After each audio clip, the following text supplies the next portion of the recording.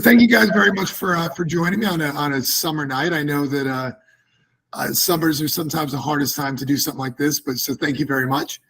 Um, but it's also summertime, and so what we're going to do obviously is sort of a little Tour de France in the middle of the Tour de France. And if anybody's paying attention, this is sort of a fun stage with a lot of mountains and a lot of climbs, which I'll kind of reference later in this as well.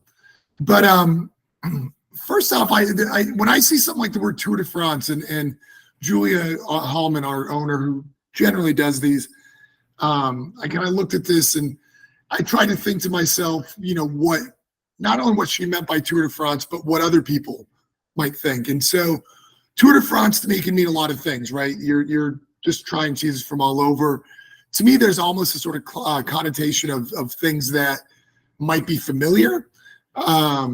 So it's hard to know. So one of the things as we're doing this, I'd love to hear sort of at the end is when we started out with Tour de France, and obviously you guys had a bunch of cheeses already given to you, is what you were thinking of and what styles and that sort of thing. One, because I'm always curious what Tour de France means, and that sort of to me is almost like a classic, sort of like a very classic French tasting. So, like I said, I'd love to hear feedback on naming and what our expectations were on the styles of cheese that we're tasting, as well as feedback as we taste.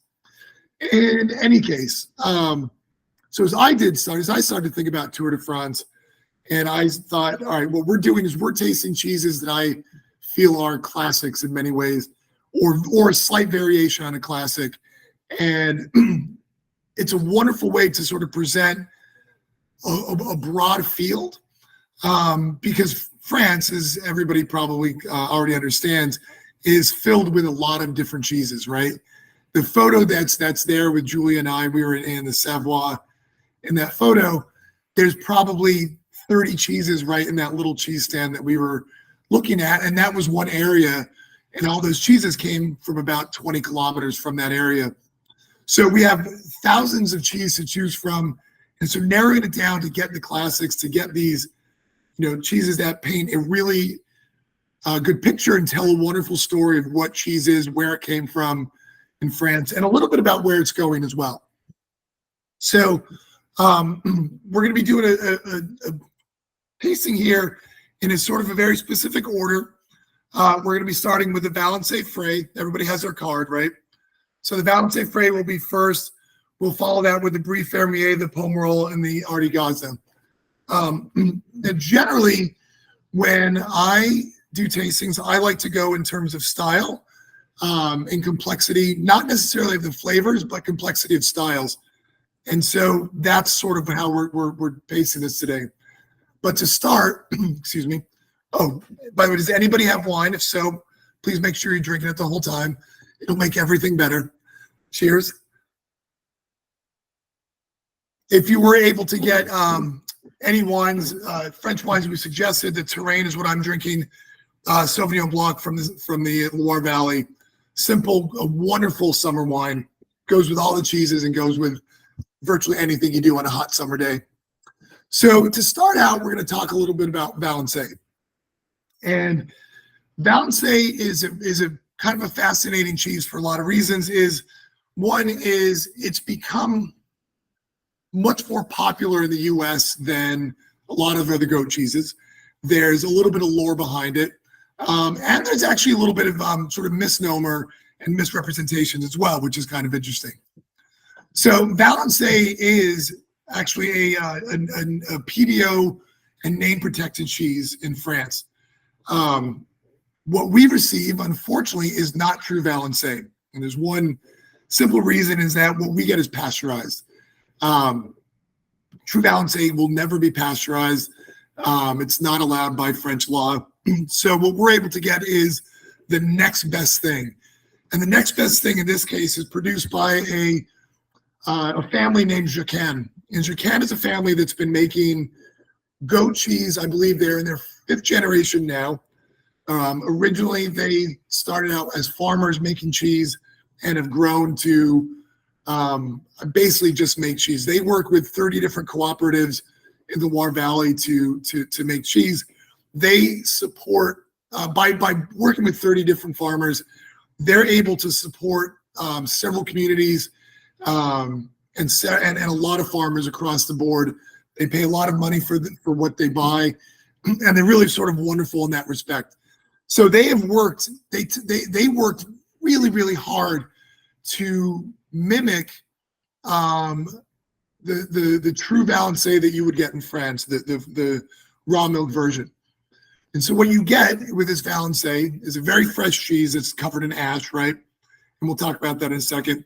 That is sort of just bursting with flavors. It's lemony, it's bright, it's not too complicated. It's lovely, and it's, I don't know. To me, it's a great winter. It's a great summer cheese.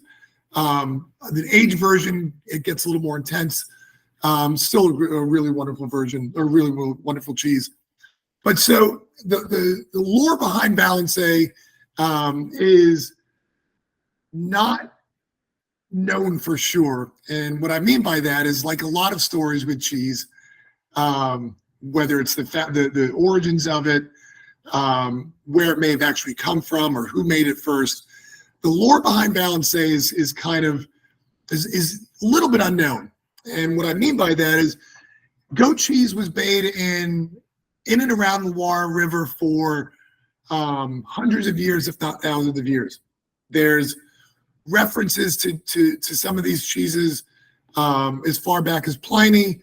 We do know that when the Moors came up into France through Spain, they brought goats with them, and ended up leaving them there when they left.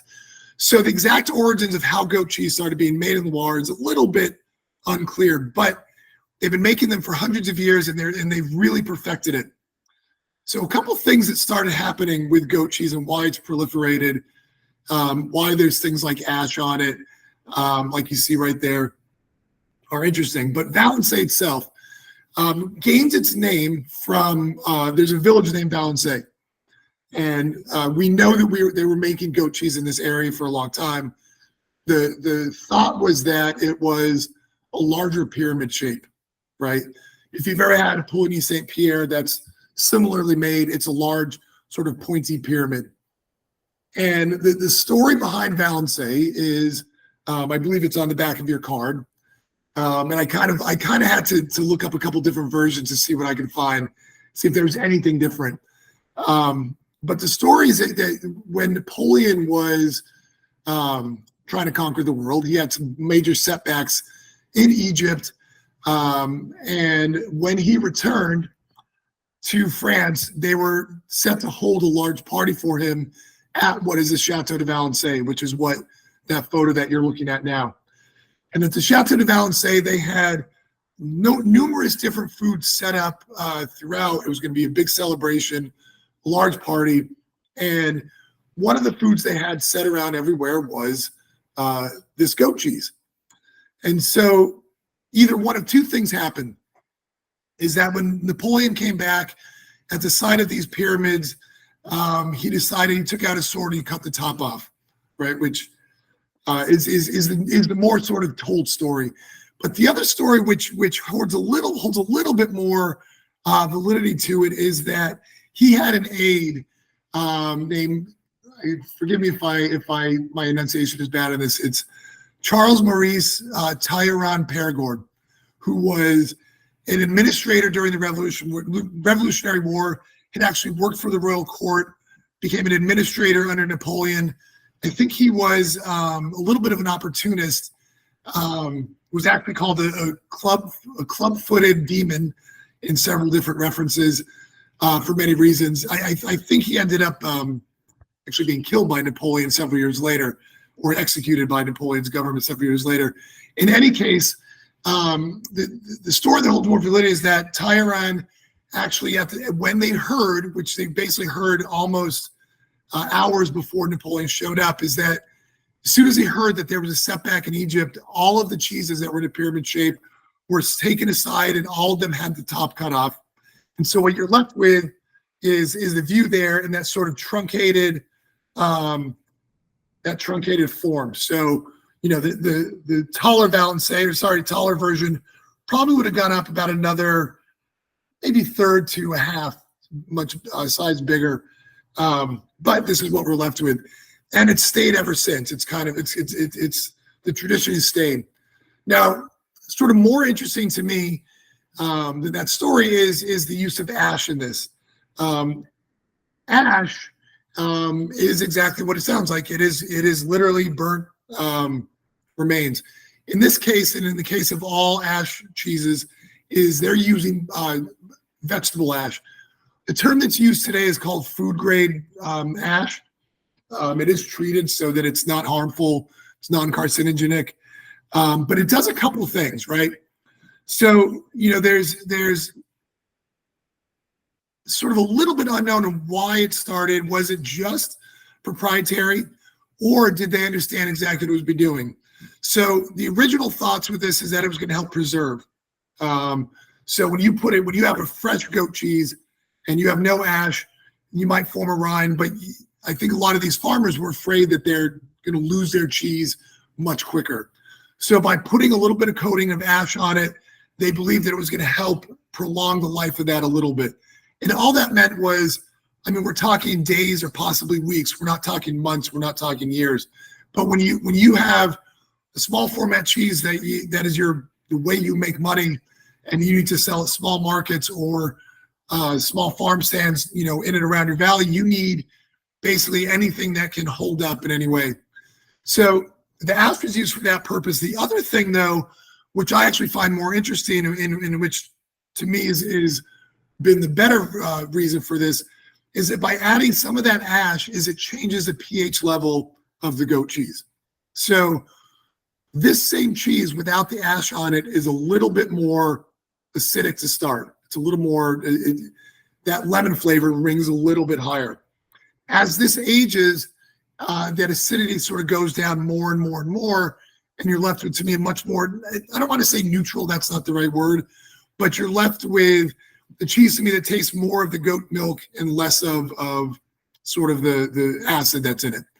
This is still really young. In other words, this cheese, they vacuum seal it before it's sent to us. It's aged about 3 days. When they do that, we open it and kind of move it immediately. This cheese is in that sort of 5 to 10 day range. So it has a lot of that fresh flavor still going on, and it would just continue to change as it ages. And it gets really wonderful. By the way, if I forget to eat, forgive me, but please, if anybody has not started eating, go ahead. I do have to taste again, though. Mm.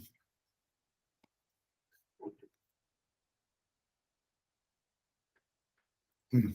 So one of the things to get this texture, it's a really simple thing. They cut the curds in really big chunks, drain out the whey, and they put them in these molds.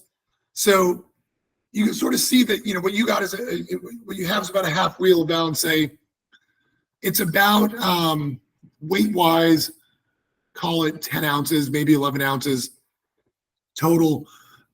When they put the curd into the mold, which is that shape, they're putting about double the amount of cheese.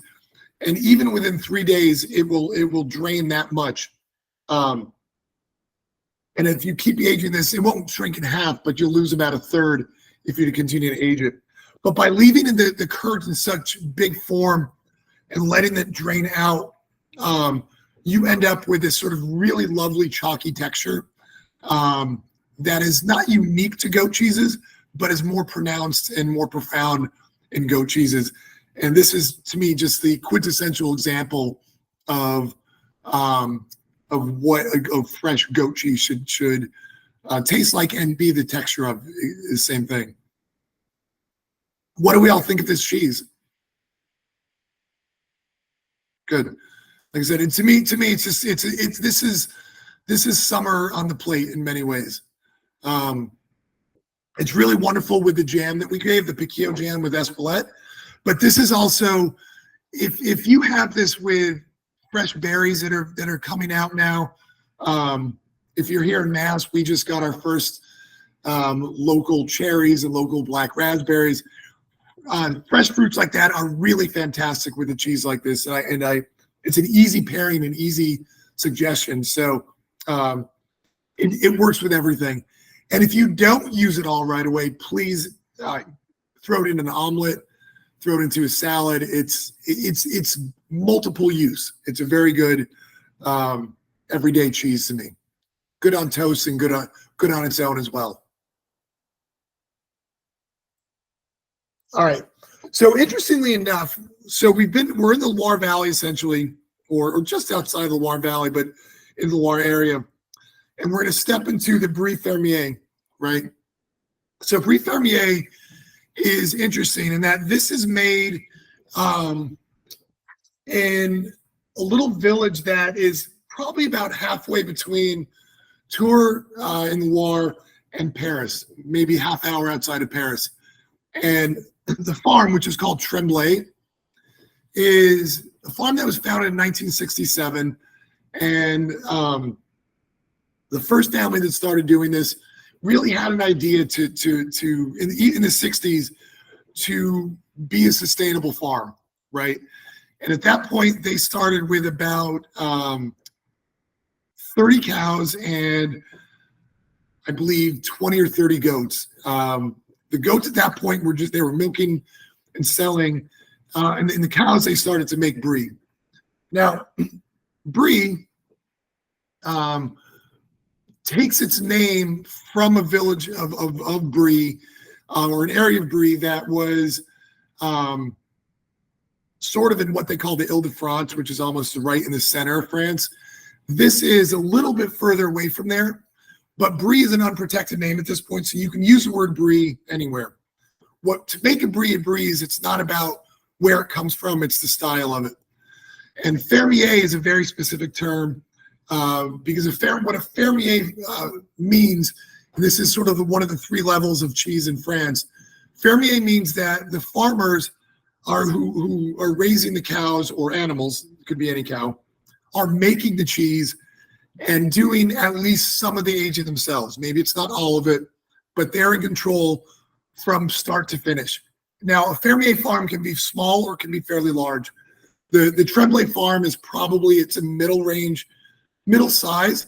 At this point, they have 160 cows, mostly Holstein and Jersey, which is not necessarily typical for the area. And they have 300 goats, and they do make a lot of goat cheese as well. But they're in control of everything from start to finish. They do all of their own aging. Now, when I said that this farm started out as sustainable, they not only did the new ownership, which has the name Tremblay, decide that they were going to keep that idea of sustainable, they've taken it to a whole nother level. Basically, what they are, this farm is completely contained. They generate their own electricity. They have they raise most of the animal or most of the feed that they can for all the animals. Their cows are pasture raised for as long as possible, and it's their own hay that they make to feed them in the wintertime. Same thing with the goats. They have a lot of property, but they also are growing most of the fruits for themselves. Any feed that they can do, including making honey, and not just to make honey, but to make sure that the land and the area is cultivated properly, that flowers are being pollinated properly, that everything is native. And they've done a really amazing job. And what's interesting to me about that is this is cheese. They have got the idea of making cheese down very well. And what I mean by that is it's a very consistent product. It's delicious. They're also able to do it in quantities that they can sell in the US. Now, they make a camembert as well, which I've seen in France. I've never seen the Brie in France. And I think the reason is because it is pasteurized. If you haven't taken any of these classes before, just a quick note on that, pasteurized American cheeses or cheeses sold in the US have to be pasteurized if they are younger than 60 days. And so Brie, the Valençay that we just tried before, these are all younger than 60 days. And so therefore, they have to be pasteurized. So that's the reason. Now, That being said, to be able to make to make a brie like they do and have sort of atypical or classic brie flavors, and that's sort of a loose term, like what is classic. Now, if you've ever had brie in France, it's to me an entirely different thing than having cheese and brie in the U.S. For the most part, I think people are used to that sort of industrial level brie, Presidente brand, where it's sort of just a super bright white rind. The paste is soft. It might be a little runny, but there's no flavor or very little flavor. Brie in France, and this to me is not only is it French, but it is close to the Fermier versions of Brie de Meaux and Brie de Nangy. It's very close to that, and that the flavors go way beyond sort of that fresh lactic flavors into mushrooms, asparagus, these sort of heavy vegetable flavors, of which sort of can be I call it a pleasant bitterness, which comes a little bit on the rind and a little bit in the paste. And it's really well balanced and still has that sort of lactic flavor. I have to taste again, obviously.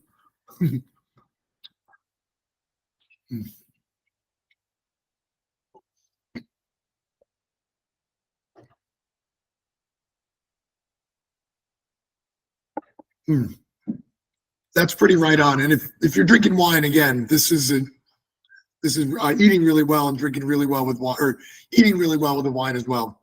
So please have some wine with it. So when I say, again, typical flavors, you'll notice again on the rind, the vegetable flavor in this to me it's a very green tasting cheese. It's sort of fresh fava with a little bit of scallion flavor, fresh. And these are all uncooked vegetable that I taste in it, and it's really nice. It's really pleasant. If you let this age a little bit, which you can do, and let it get a little funkier.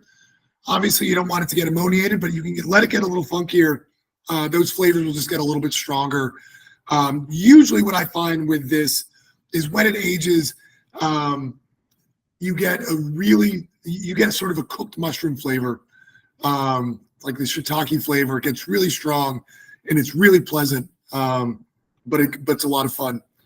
Now, brie is a cheese that has to be made a very specific way. Because its calling cards are buttery, creamy, and they've been making cheeses like brie in this area and not far from brie for over 1,200 years. And these recipes have sort of not really changed. And one of the reasons they haven't changed, which is why, which is the reason why we might need to be worried a little bit in the future here, is that there is a particular flora, or it's a penicillium called Candidum, specifically Candidum, that is present and used in almost all brie and most camembert production. And the reason we bring this up is that rind, that beautiful white rind and that flavor is really a result of this Penicillium candidum, right? It's what forces it to grow, and that it grows to protect itself, but that's what it's coming from, is the candidum. Now, they've been cultivating the same strain of candidum for years and years and years, that it's losing resistance to harmful bacteria. And there's a fear that the Penicillium candidum is going to die out. And if it dies out, we're going to end up losing natural flavors, or flavors that have existed in cheeses like the brie, Fermiers, and camemberts, these same basic flavors that we've been learning or having for years and years and years. And what is to happen is unknown. So if we take a cheese like this, a brie, and you change the penicillium on it, you're going to have a different product. It might look the same, but your flavor profiles are going to start to change. So there are farmers, and Tremblay is part of this revolution. They are trying to develop new penicilliums that do the same thing. They're not what we are not seeing those results as of yet. Nobody wants to sort of just throw a brie that's using a different penicillium that's going to have a different flavor into the mix if people don't know what's going on. But it's in many ways it's very important work that they're doing, and I hope as they succeed. The other side of that is that maybe there's going to be a new penicillium, a new flora that is developed or that comes out of this that is better, but we don't know. It's we think that we think we're eating the same cheese that people have been eating for the last 1,200 years, but maybe it's a little bit different. Maybe the flavor is different, and in 1,200 years, people are going to be having a very different cheese altogether. So it's when you talk about tradition and that's a very, very important aspect of what's happening in the cheese world and very specifically with brie. So I'm hoping everything kind of works out. I think within most of our lifetimes, I think we should be okay, but there's no guarantee. There are a lot of people sort of ringing the death knell for Candidum. So, we'll have to wait and see, unfortunately, but I think we're going to be okay, at least for a little while. What are our thoughts on the brie? Any comments on this? Good. And feel free, if you do have any questions, obviously you can type it in or chime in at any point. I'm happy to sort of go on any tangent that we go into. So we're good to go. That being said, we will move on to the next round, and that's the Pomerol. So Pomerol is a new cheese, that was developed by one fromagerie. It's called Fromagerie du Roux. They're based in a village called Rilhac in the Auvergne in central France, the Auvergne Massif, sorry. And it's interesting. It's a new cheese that is a slight variation on one of the more ancient cheeses that is known to France. So first, du Roux is a really interesting fromagerie. It was started in the 30s. And Jean, who runs it now, Jean du Roux, his grandfather started in the 30s, has essentially not changed what his grandfather did. He's sort of added to it. The only thing that he's done differently is that he's no longer a farmer because they want to make cheese, and they'd rather, again, like Jacan does, they can help support the whole area by buying milk from a lot of these farmers, and it gives them more time. Jean would rather make cheese than worry about being a dairy farmer, which is very hard. They're both hard work. So Pomerol is a proprietary name from du Roux that is based on a cheese called Cantal. And the reason I'm going to bring up Cantal is because it's virtually the same recipe. The biggest difference is that a wheel of Cantal, similar to Pomerol, they weigh about 80 pounds, but a wheel of Cantal is pressed a little bit and it gets a little more dense. Pomerol, they decide to not press the cheese, and so it ends up being a little creamier, a little looser. I'm hoping that you guys can see a little bit of the eyes and cracks that are in this. These aren't eyes like in Swiss cheeses, but they're little holes that sort of exist in this. And that's due to a couple things, but one of the reasons is it's not pressed. The rind on it is called a natural rind. In other words, they let some of the poil de chat grow on the outside of the rind after it's been brined, and they tamp it down and let it develop sort of without doing any extra work. So the rind is edible on this one, and similar to the brie, you might find a little bitterness in the rind, but it's minimal. This cheese itself is really lactic. It's very, very milky. It's sweet. It tastes like fresh milk in many ways. So this is based again on Cantal. And the reason I bring that up is Cantal is a cheese that was made in the Auvergne, right? And it has been made for as long as we know cheese has been made in France. And there's a couple theories of where this cheese came from and where it falls in sort of the lineage of cheese, right? There is a little bit of debate on whether the Celts up in the British Islands were making cheese first or the Romans were making cheese first. And it spread into France by either way. There are people who say it was the Celts who brought cheese making down, and others say it was the Romans. In any case, the technology for making it, the idea of making Cantal is sort of similar-ish to Parmigiano and Pecorino Romano, and it's similar-ish to cheddar. So whoever brought it down to them, the cheesemakers in this area of the Auvergne took the ideas of whichever one of those cheeses and simplified it in many ways, and Cantal was born. So in this area first, there was a breed of cows called Solaire cows, and Solaire is not, they're unsure where the breed comes from. It's possible that it was, that its origins are in Spain, but nobody really knows. The Solaire cow is unique to this area in France. It's the only place in France that it has thrived or done well. It's a finicky cow in that it will give milk all year round, but once it's gone to kid, it will only give milk when it has a calf with it, and the calf has to start the milking process, right? Once the calf is grown and they're no longer on the teat, then the Solaire cow will give milk on their own. But we're talking 4 to 5 months where they're finicky and they only give milk during that time. And so usually that falls in the summertime.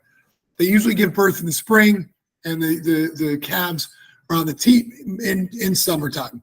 And the rest of the year, when they're simply milking the cows, they make Cantal and Pomerol. During the summertime, they make Solaire, which is a very different type of cheese, and we'll get into that next year when we get our new, we only get that once a year. So with Cantal, it's made similar to Parmesan or cheddar. And what I say by that is, to make either one of those cheeses, you have to cut the curds fairly small. You have to drain them, and you have to put them in a mold and press them down. So with Cantal, there's a feeling that instead of cutting the curds small, like they did with Parmesan or cheddar, they left them a little bit bigger, as they do now. And they put them into these large molds. It's similar-ish size to a wheel of Parmigiano, similar height, and then similar weight as well. So instead of rubbing it with lard and tending to it and aging it for, 13, 18, 24 months, like they would, like the Romans would have done, or even the cheddar styles would have done, they basically just sort of they let that rind form, and they started eating almost immediately. And so instead of getting a drier cheese that's more brittle, you end up with a cheese that's much creamier and develops a very different flavor profile. So an aged version, so Pomerol again is not pressed. This is very young. This cheese is aged about 4 months. It's usually sent to us at about 60 to 65 days. We usually have it for anywhere between a couple weeks to 1 or 2 months. So it never gets much stronger than what you're eating right now. Or does it get much firmer in texture? But it always maintains that, again, that sort of fresh lactic and fresh milk flavor. Now, Daru is the only person who is making this specific style of Pomerol, or Pomerol at all. Every other Cantal producer produces Cantal and ages it correctly and presses it for a couple of reasons. Cantal is it's an AOC cheese, again, name protected, only made within a very specific area, the same cows, et cetera, et cetera. Pomerol, they have leeway to do whatever they want with it. So if they want to age it for 3 months and sell it, they could do it. We receive a smaller format than what you see in these photos. they can do that because it's an unprotected name. And Daru, which I find sort of fascinating or refreshing in a way, is that Jean Daru is very married to the past. He's aware of what his grandfather and father did, very sort of in tune with what it means to be from the Auvergne, the cheeses, the history behind it. It's an old area that you see it feels like a land lost to time when you go there. It's beautiful and it's wonderful and it's amazing. They also understand that you can slowly be progressive, slowly change things without messing things up, without screwing things around. And so Pomerol is to me sort of a wonderful variation on that. They also make some cheap milk cheeses that are a little bit different. They do sort of Pyrenees style tomes. They're willing to push the boundaries, where a lot of cheesemakers either don't really have the means to do it, or kind of afraid to do it.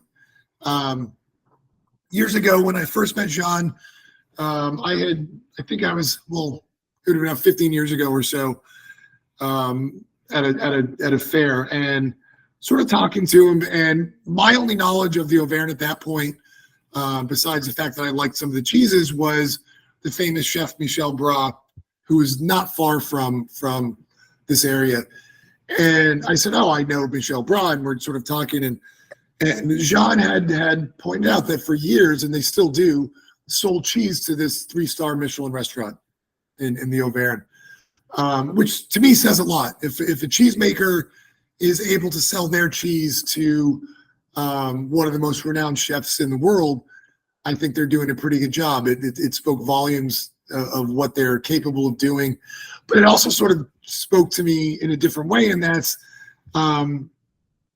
they're willing to push the boundaries of what they're doing. And as simple as this Pomerol is, I think it represents something bigger than simply just a nice cheese. In order for not just France, but Europe in general, in terms of cheese making and cheese production, and I even feel in a lot of artisan foods, wine, beer, et cetera, tradition is wonderful. It should be honored. It should be stuck with in for a lot of reasons, but it shouldn't be a hindrance. People should be able to make something different, as long as they're improving. To me, if it's not as good, don't do it. And I feel, I'm much more attuned to European cheeses than American product. But Americans sort of help push the boundary on this.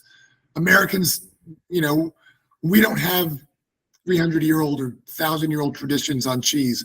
We have a couple hundred in some cases, but it's different. We can experiment. And so to have, French cheesemakers willing to push the boundary is refreshing. And it's exciting to see what'll happen. His son is being slated to take over and is learning cheese making. And my hope is that his son continues to do the same thing and starts to grow. David, what's the name of the family? Daru, Durous. Oh, amazing. Yeah, Fromagerie Daru is a wonderful fromagerie. And so they make a lot of what they sell. They also buy cheeses from other farmers and age them for them. I think we receive 6 or 7 different cheeses from them, and a couple of them are made by other people, and so they make Cantal. They don't make a cheese called Lyolle that's close to them, because it's not in their area, but they want to age it. They want to work with the farmers. So they're willing to, everybody, one person does well, everybody does well. It's a really wonderful attitude and ethos. And it's wonderful that all these people stick to it. It doesn't always seem, it's very interesting. When there's a big show in Paris called the Salon de Fromage every 2 years, it's this massive showing. It's one of the largest in the world when it happens. And every year there's Daru always has a stand among a lot of other people, and you sort of walk through. There's thousands of people from all around the world. It's mostly French producers and affineurs, with a small selection of other Europeans and even a little bit in the U.S. And you walk past these stands and you see people in suits, and they have a couch and several chairs, and they're sort of wheeling and dealing, and you see the Daru family and Jean. This is where I first met Jean. Jean sort of has a button-down shirt, and he looks like a cheesemaker. He doesn't look like a businessman. He doesn't act like a businessman. His kid is there, sort of the same thing. All of his workers, anybody who's there helping them, they're I need to say the word dressed down. They're not slick. They're not there to show off. They're there because they have a product that they're proud of, and it's sort of really wonderful to see. So, here's to people like the Daru, and hope they keep on going.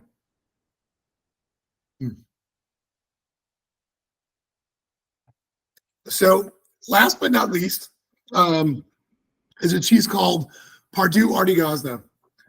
So Pardue, which the woman on the left there in the photo, that's Sophie Pardue. Her husband started this fromagerie in the 70s, 71, I think. He's retired, and she's keeping the business going, or keep running it. And that's actually Mark, who's my co-worker in crime for European travels. But Pardue Artigazda is a cheese that is, the name is twofold. Pardue is the affineur, they age it, so therefore we use their name. They do not make cheese. And Artigazda is a Basque word, is the Basque term for sheep's milk cheese or sheep cheese, right?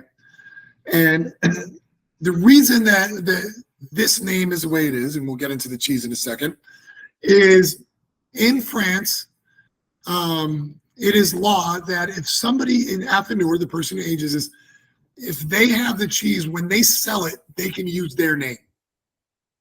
That cheese is now theirs. So they can, by law, use the word Pardue, even though they don't make it. And the reason we use Artigazda and not Brebis, like we do with other cheeses, other sheep's milk cheese from the area, is we want to keep the integrity of the Basque family that makes it in line. And so there is a distinction between Basque and French farmers in the area.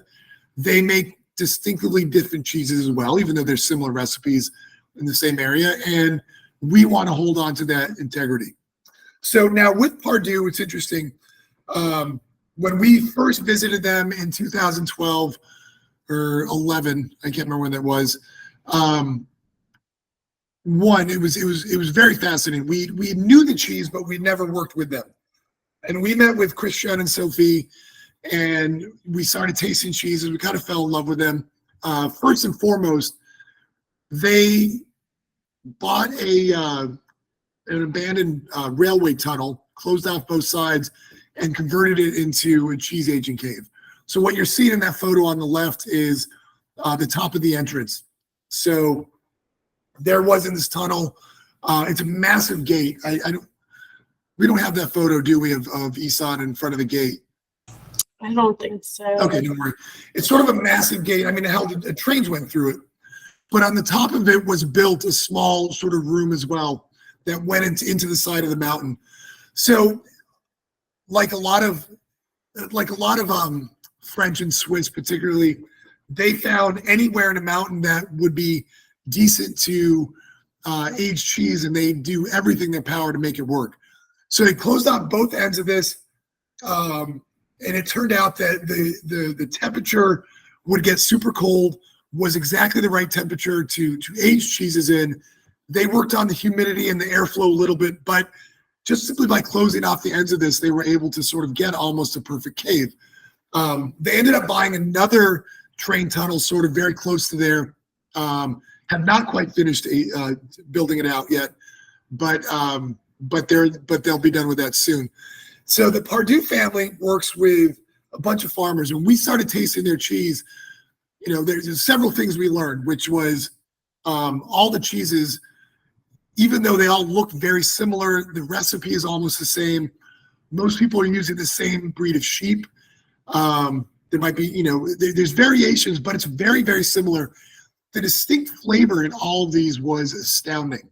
And what we decided when we first bought them was we were going to buy the cheese that we call Brebis de Pardue or Pardue Brebis, which was made by a French farmer. And then this cheese made by a Basque farmer. And so we picked out the farms we liked, and I'll get into that in just a second because it gets even more fascinating. And with all the different farms that they work with, we only this Artigas is always from the exact same farm. The Brebis we switch up every now and then, but that's our choice. So this Basque farmer makes cheese basically 9 months out of the year, like most people in this area. They only make cheese about 9-10 months tops. They let their animals go fallow because it's healthier for the sheep. And they all use the same basic recipe. But the Pardues have a very interesting system. So they work under a system called the dime. And the dime, which is spelled dime with a little accent on it, translate it's like the dime, 10 cents, is translated to tithe, right? Which again is a tenth. So they work now with, I believe it's 13 farmers. It used to be a little bit more. They've narrowed it. And in the 13 farmers, all these farmers deliver their cheese somewhere around 2 to 10 days, depending on when they can actually deliver. And they bring them into the cave, and they're set up. They have their own area. And then the Pardues then help with the aging process. In addition to this, each farm, they have their own area, will spend some time in the cave every month caring for all the cheese. Again, it's the community ethos. Everybody's got to be a part of it. But there's no money exchange between the farmers and the Pardue family, right? So the Pardue owns the property. Everybody puts their cheese in it. There's no money exchange. And what happens is when the cheese is ready to be sold, the Pardues choose 10% of the product. And that 10%, they take it, they can sell it, and that's where the Pardues make their money. The farmers then can do whatever they want with the rest of their cheese. They can take it, they can sell it. Doesn't matter. It's entirely their product at that point. Now, if the Pardue family does, if they look around, they find something is so outstanding that they want to do more with it, they will buy some of this cheese. So the only money exchanged ever is if the Pardue family just finds something extraordinary. Now, this happens often enough because what we've started receiving from the Pardue is an aged version of the Brebis, and that aged version is taken from essentially their top selection and aged for us. So it'll depend. That one will depend. We don't know what farm it's going to come from, just because it ages. It could be sometimes a Basque farmer. It's usually French. We don't know. So the family that makes the Pardue Artigazna, the Basque one you're eating right now, is called the Raeu family, Raeuyou. And this is technically fermier cheese in that they own the animals, they make the cheese, and they start the aging process. So in the Pyrenees, it's actually designated by each fermier cheese is designated with a stamp, and they put a sheep's head stamped into this cheese. And so when we receive it, there's a nice little version. And some of the time the sheep head is in profile, sometimes it's not, but it's all signified. And so you just end up with these super complex flavors. I always think the Artigas to me is always one of my favorite cheeses for many reasons. One is it's versatile. It tastes great, obviously. And it works with anything you drink. as do a lot of cheeses from the Pyrenees here. And if I didn't say that, this is the Pyrenees. I think I might have skipped over all that. And sheep's milk cheese from the Pyrenees is, to me, sort of the best version of the cheese. I would take it over most pecorinos and manchegos. I know that's controversial in some circles, but it's wonderful cheese, and they do a wonderful job. It's always raw milk. They do not pasteurize. In fact, none of the farms that the Pardues work with pasteurized milk. They only do work with raw milk, and so it sort of makes a big difference. Again, I have to try. This is the first time I've had the cheese in a few days, so I have to get into it.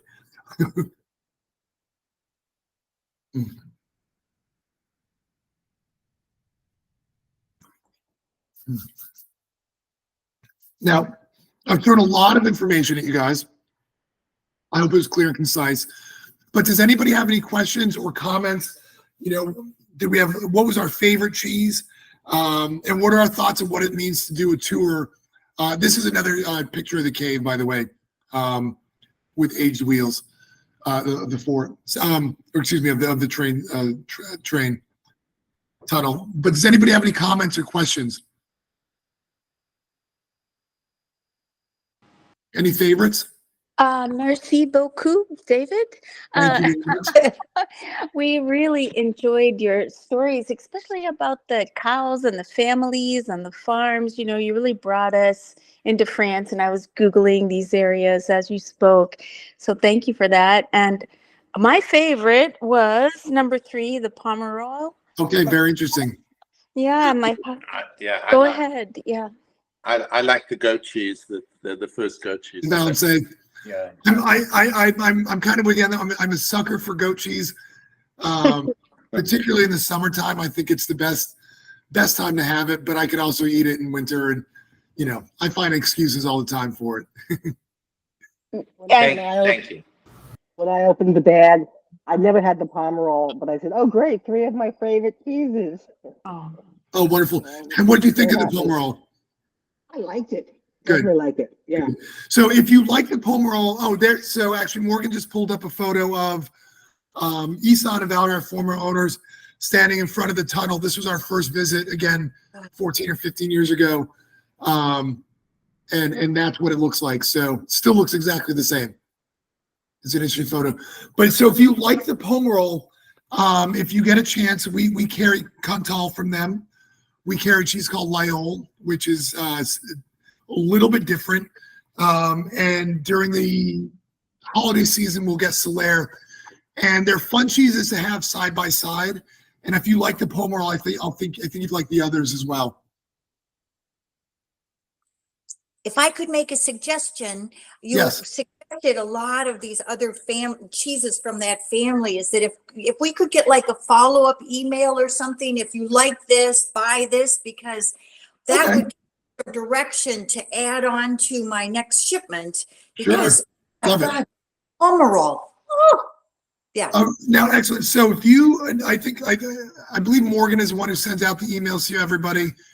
If everybody has her email address, if you send anything like that to her, I will respond and I will give you any names you want. Again, I think I like the stories. I like the names. There's not just, there's the product, but there's also the people behind it, which is important. And I'm very happy to share all that information with you. Oh, that's wonderful. Yeah, because I love the stories. Like you said, it's like the same milk, but how do they get all these different flavors from the same milk? And it just, it was.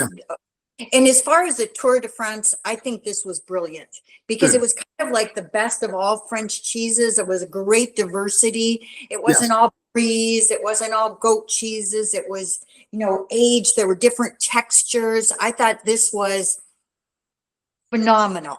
Oh, great. Wonderful. I'm very glad to hear that. Yes. And I have to also say, this condiment, I Basque area, and I brought home a little of the Gali Espelette.